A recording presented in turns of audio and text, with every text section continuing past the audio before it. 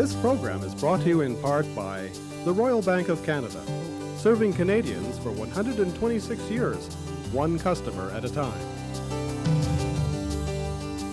And Canadian Airlines. Hello and welcome to a special documentary edition of DNET, the Disability Network. I'm Ming Wong. In these tough economic times, people need every edge available to secure and keep a meaningful job. This is especially true for people with severe disabilities. Advances in technology have created more opportunities, but good training courses with the latest in computer technology are difficult to come by.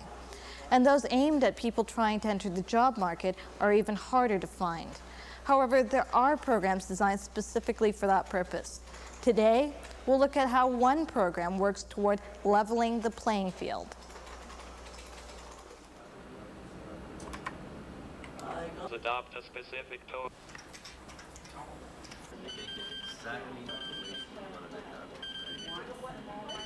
If we're responding to a job ad, we can take the posting, right? The competition number.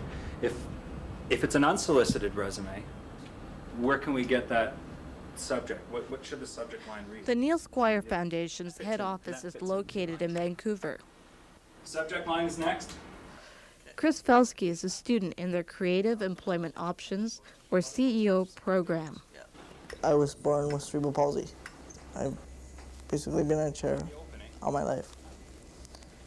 When I got here, I was really depressed and really down on myself and didn't really know. I mean, I was excited about the course itself, but I was just wondering whether this was going to be the same old run-of-the-mill thing. As an experienced worker with excellent MS Word skills, I can offer your company quicker word processing, less training time, so on. Since I came here, I feel I have a reason to get up in the morning. It helps with resumes and job search and how to conduct a proper interview and the questions that I should ask the company due to my disability, or different programs on the computer that can help me utilize the computer in a functional way. Like different ways you can put the mouse, because my hand sometimes shakes, so you can make it so the mouse is slower so it doesn't react as quickly, so that I have more chance to keep control of it.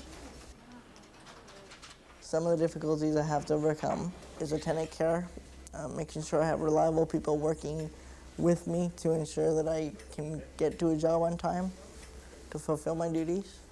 I actually have an interview tomorrow.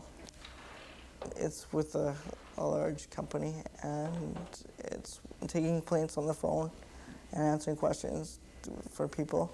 And I've never been this excited about something before. I mean, even if it doesn't work, at least I know I'm capable of at least getting an interview, you know. So for your heading routine, you should have this. The program teaches basic computer skills. It also introduces students to adaptive technology. Once those skills are mastered, some trainees choose to take advanced computer classes before looking for a job. Rick Crucell has taken that option. Well, once I went through their Creative Employment Options program, I felt that I could go out in the workplace, be competitive, but I needed more education, and they showed me that. Rick is using equipment developed by the Research and Development Branch of the Neil Squire Foundation. I'm using a sip and puff switch, and what it does is I use Morse code with it, software, and I blow for dash, and I sip for a dot. So an A is like a dot dash, so that would just be one blow, one sip. So why I need Morse code is because I cannot use my fingers to actually access the keyboard, right, and press the keys down when I'm working in Windows or anything. So I need some sort of system that will allow me to operate the keyboard, the whole keyboard, without using my hands, and that's this sip and puff switch with Morse code. The mouse stick is because the Morse code at this present time only works with a DOS environment, and I have to work in a Windows environment, a VAX environment, and those environments this Morse code won't work with that environment, so I have to use the actual mouse stick. I can type right now between 30 to 40 words a minute using Morse code. For me, I think that's adequate. to be competitive in the workforce. And that's what I want to be. I want to be as competitive so that I'll be able to get a job and compete with people, able-bodied people. Jean Kay is Rick's instructor. She teaches an advanced course for adults with disabilities at Vancouver's Open Learning Centre. We have a very stringent testing policy before acceptance into our program, and Rick was the first student that came from Neil Squire that was able to pass the test successfully. He's a very bright man, and we feel he will succeed. And we also have another student from Neil Squire, and we're hoping that that partnership can continue in the years to come. But the ability is the key. When we come back, we'll follow a creative employment options graduate who's found a job.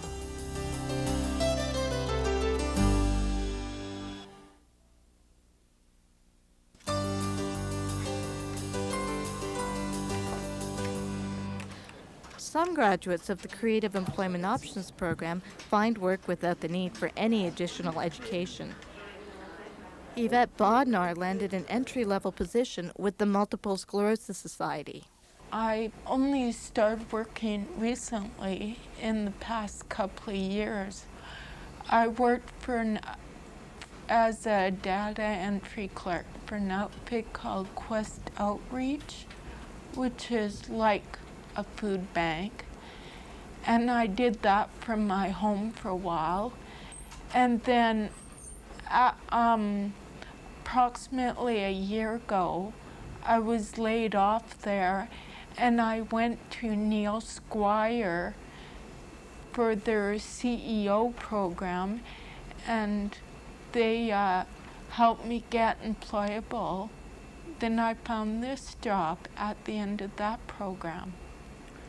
I was having quite a lot of trouble finding a job on my own because I didn't know how to write a resume or covering letters, and that program taught me how to call people, make contacts, network, and because of what confidence it gave me, I was able to go out and find a job here.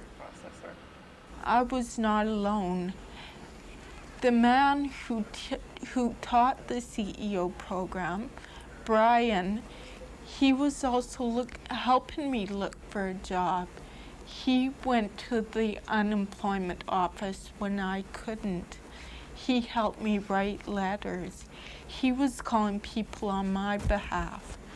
So I really felt that he was working just as hard as I was. But I consider them like co-workers, kind of, you know, it's like we have that kind of a relationship. I don't feel that, because I used to always think that teachers were authority people. These guys are on the same level, and they don't treat us any different. Thanks, everybody. And I'm sure that after the course, I will keep in contact with everybody and make a point of either coming by and saying hi, and or going out for lunch with some of them, or whatever the case may be, because they have made such a difference in my life. So do you think you're going to get that job today? I hope so. I'm kind of nervous, but can only do what I can do, I guess. The main incentive for me to get a job was because I wanted to get off social assistance. Right now, I'm working in services, and I'm updating all the files and entering them into a database on our computer. Before I took the CEO program, my computer skills weren't really up to date. I just got familiar with the computer so that I wouldn't be quite so afraid of it like some people are. So I found that the CEO program really helped me with the computer. But when I move into my new place, I'm gonna have a housewarming party where I'll invite all my friends, and you better come. Of course, in my future, I'd like to see myself continuously working. I'd like to continue my job here at the MS Society. I quite enjoy it here. I feel that my work is really valued. I really like my co-workers. We go out for lunch, we do social activities, and there's like 190 in the database so far. Oh wow, that means I have to start using the database. Yeah. Sarah Blum is Yvette's employer at the Multiple Sclerosis Society. I think it was pretty important that the Neil Squire Foundation actually introduced us to Yvette. One of the job counselors there sent us her resume, and when he saw the ad for the positions we were advertising, and he worked really closely with me after we hired her to make sure that the environment would work for her. Yvette has fit into our system quite well and quite quickly. She's an outgoing person, and I think that helps a lot. And she's been very open about her disability and what she needs to have around her. She fits with us for the most part, and there hasn't been, I don't know how she feels exactly from her point of view, but for me, I haven't felt a real difference working with her as opposed to anyone else I work with here. Since having the experience working with Yvette, a person in a chair, a person who doesn't have the same coordination that an able-bodied person has, and I watch her do the work, I would have no hesitation in hiring someone else who, for the right position, to do work around here. In fact, I think it would be a really wonderful thing to keep on being able to do. When we return, we'll look at the Research and Development Lab of the Neil Squire Foundation and discover some of the thinking behind the latest technology.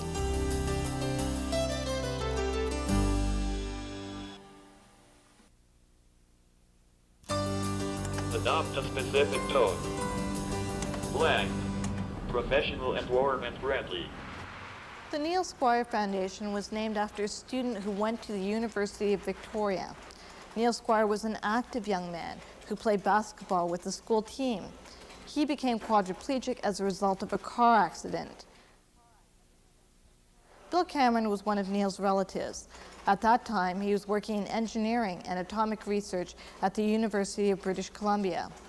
Bill was amazed by the lack of technological aids for people with severe disabilities, so he set about trying to change that. He developed a program that enabled people with severe disabilities to get back to work with the help of technology. One of Bill Cameron's early assistants was Gary Birch. Today, Gary's the executive director of the Neil Squire Foundation. Yes, you did. You got this one. Oh, excellent. Great. Thanks a lot. We worked informally with Neil and a few other people with similar disabilities to Neil before the foundation got formally incorporated as a society in 1983. And the foundation grew in the early years on a program called Computer Comfort, where after working with Neil, we started working with a lot of other people with significant disabilities.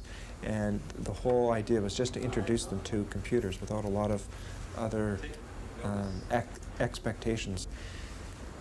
Many people, after being in that program for a while, said, hey, this is great, I'm starting to do some wonderful things with a computer. How can I use this computer to become more involved in the community? And for a lot of people, that means employment. And it was with that kind of feedback that we designed and began to develop a program called the Creative Employment Options Program. And so we've been running that now for about 5 years. The fundamental components to the Creative Employment Options Program are computer training, and it's not to make them an expert in any one program, but just to give them a lot of confidence around using a computer. So there's the computer instruction, there's also vocational instruction. Annie's resume, what a beautiful resume. They just work on vocational issues about the career planning and job search skills, etc. There's also some personal development that goes on around self-esteem. We also play a big emphasis on health promotion, we call it. That's when we work with each individual, making sure that they're in charge of their own life, that they've got the appropriate tended care at home, etc. Because if that's not working well, then of course they'll have trouble at work. The Creative Employment Options Program has been funded through Human Resources Development Canada, and they have been the primary funders. We have received some support from some of the provincial governments as well, and we have received significant contributions from various corporations.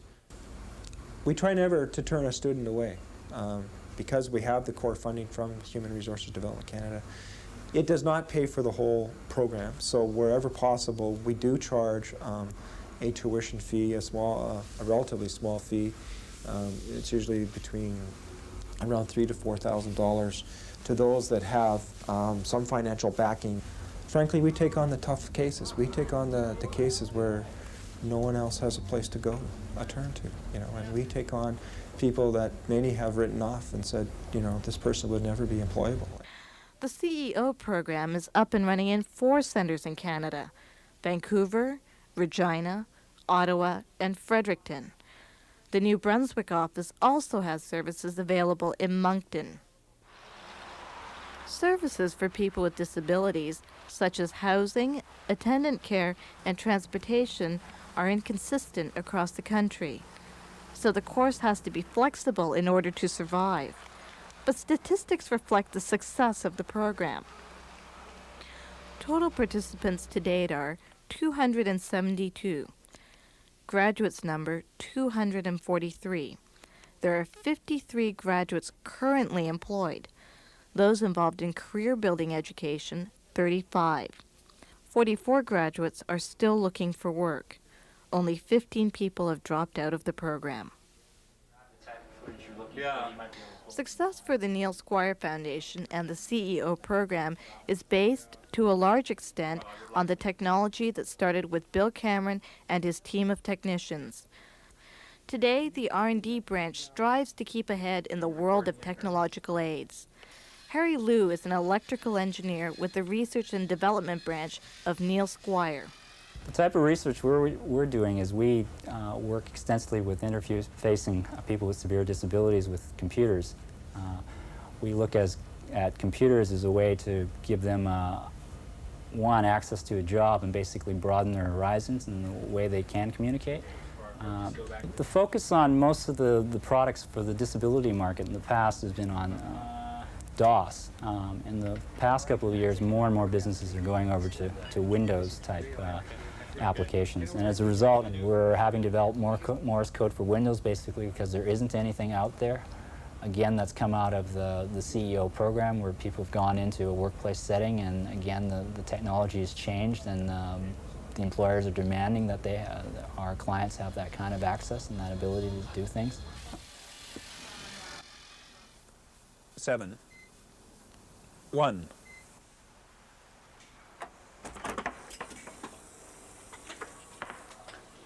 Larry Bowden's home may be one of the best examples of how technological aids for people with disabilities will be used in the future. I find myself, I'm a very busy person. It's between, oh, excuse me a second, I'm gonna... Hello. Yeah, it's Larry speaking. Larry is chairperson of the Neil Squire Board of Directors. 2. 1. 1. 1. 1. Larry has a voice-activated gateway system that's menu-driven for easy access. 1. It enables him to open or close the drapes, 4. turn on the lights, and perform many other functions that may be most useful around the house. Larry also has the latest equipment at his workstation. And this is a total mouse emulator. Now it has sort of a couple of components. One is that it has a head which moves the mouse, and another one, it has a byte switch on it, which will cycle from select return to, in my case, I use an AutoCAD program, and I use Morse code for getting in. Windows is an entirely mouse-driven program, so it allows me to move around the drawing just as easily as I could with a handheld mouse. And like I said, for me, that means directly equates to employment equity. Now it's sped my drawing time up by about 500%. Now I can work at the same rate of pay for the same hours as someone else. Now, to me, that's equity. And what I find is really exciting about this, and it's personally exciting for me, is that I was involved in the development process of this because of the fact that it was one of the things that was on, you know, every person with no hand use's wish list. And it was developed at the R&D end of the Neil Squire Foundation, and we've just entered into a licensing agreement with a large manufacturer of disability-related items, and it's due to be released this year on a worldwide basis. Can't go without tunes. Computer technology developed by the Neil Squire Foundation doesn't wind up sitting on the shelf. It's applied in the real world by increasing opportunities for students of the CEO program. The technology, the training, and the personal support all increase their chances of finding a job. I hear you're job hunting. You get anything? As a person with a disability, if you're in an employment situation, I think that you have to look to technology as being the equalizer and making you just as valued an employee as the person sitting on either side of you. See you guys.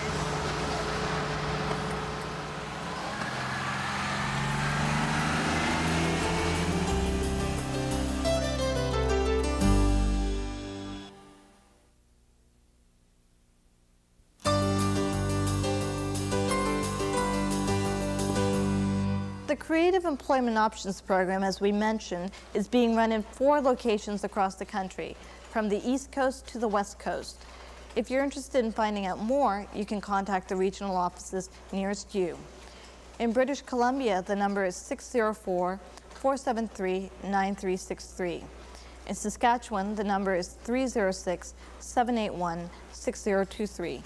For Ontario, call the office at 613-723-3575. And in New Brunswick, the number is 506-450-7999. Or you can write to us. That's it for today. I'm Ming Wong. See you again next week.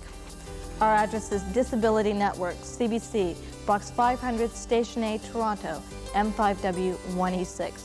That's Disability Network, CBC, Box 500, Station A, Toronto, M5W 1E6. This program is brought to you in part by the Royal Bank of Canada, serving Canadians for 126 years, one customer at a time. And Canadian Airlines.